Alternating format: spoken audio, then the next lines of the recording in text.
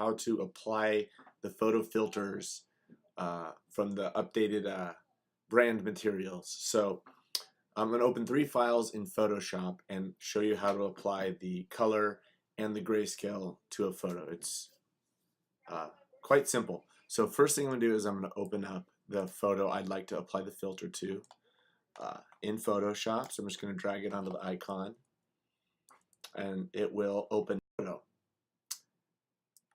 Next I want to apply the filter, so I'm going to go back to my Finder here and I'm going to open up these 2 photos also.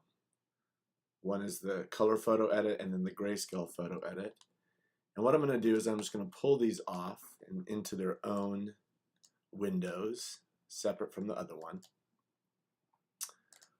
I'm going to shrink the size here so I can see them a little bit better and I can see all my layers here.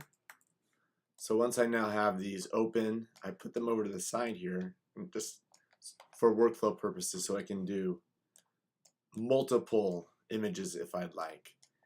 And the best way to apply the filter is once you're here is you can come over, click on the curves and the gradient map, and then just drag them over and drop them onto